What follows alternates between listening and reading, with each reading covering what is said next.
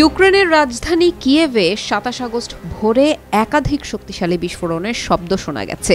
বিস্ফোরণের শব্দগুলো ইউক্রেনে থাকা সক্রিয় আকাশ প্রতিরক্ষা ব্যবস্থা থেকে এসেছে নাকি আকাশপথে রাশিয়ার চালানো হামলা থেকে তা এখনো স্পষ্ট নয়। বার্তা সংস্থা রয়টার্স বলছে, কয়েকজন প্রত্যক্ষদর্শী এই শব্দ শুনেছে বলে জানিয়েছে।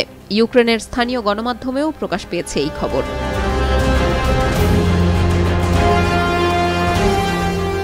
ইউক্রেনের বিমান বাহিনী বলেছে, পুরো দেশ রাশিয়ার ব্যালিস্টিক ক্ষেপণাস্ত্র হামলার হুমকির মধ্যে আছে। বার্তা আদান প্রদানের অ্যাপ টেলিগ্রামে ইউক্রেনের বাহিনীর পক্ষ থেকে দেশটির নাগরিকদের সতর্কও করে দেওয়া হয়েছে।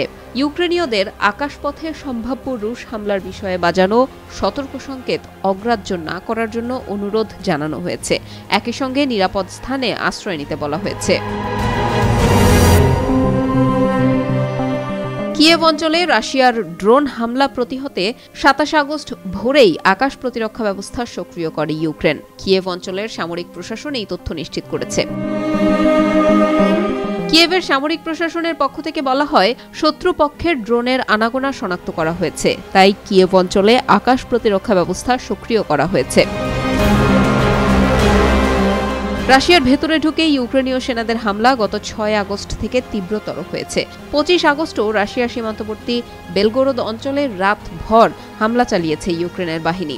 এতে ৫ জন বেসামরিক ব্যক্তি নিহত হয়েছেন আর আহত হয়েছেন ১২ জন। এখন এই সব হামলার জবাব দিচ্ছে রুশ বাহিনী। এই জবাবের অংশ হিসেবে ২৬ আগস্ট রাজধানী কিয়েভ সহ ইউক্রেনের অর্ধেকের বেশি এলাকা জুড়ে ক্ষেপণাস্ত্র ও ড্রোন দিয়ে বড় হামলা চালায় রাশিয়া।